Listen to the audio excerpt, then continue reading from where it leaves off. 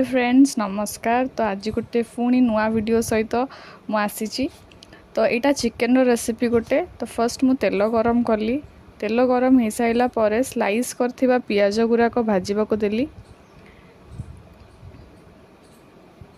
पियाज को भल भाव भाजिकी गोल्डन ब्राउन हो सारा पर ताधरे चिकेन रो पीसेस गुराक दे चिकेन को भी अल्प समय भाजीदेली।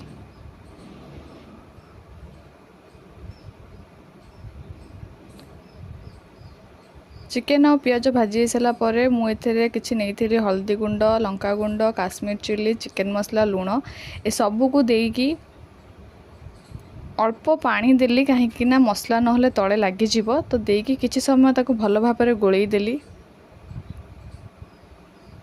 तापर मुझे आ गोटे पेस्ट करी जोटा कि रसुण किछि अदा किछि पियाज और चारु मगज को भल भाव बाटिकी ता पेस्ट तैयारी करथिली। जो चिकेनटा आम मसला देकी करिथलु तापर ए पेस्टा देकी ताको भल भाव पुणी गोली नेली।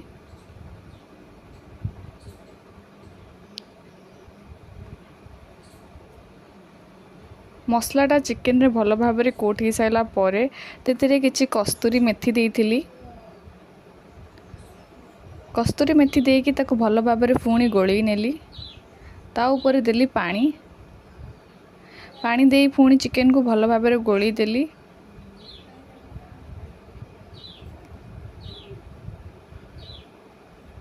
एबे चिकेन को फुटिबा को छाड़देली ताको कवर करदेली। कवर हो सारा पर चिकेन हो आसला बेलू ता ऊपर टिके गरम मसला देली। गरम मसला देके ताको पुणी भल भाव गोली नेली। ढाबा स्टाइल चिकेन मसला हो गला प्रस्तुत। आपण निश्चित ट्राए करेंगे पराठा सहित। तो यहाँ बहुत ही भल लगुला। तो आपण भी निश्चित पराठा सहित को खाई जनइबे केमती होइछि।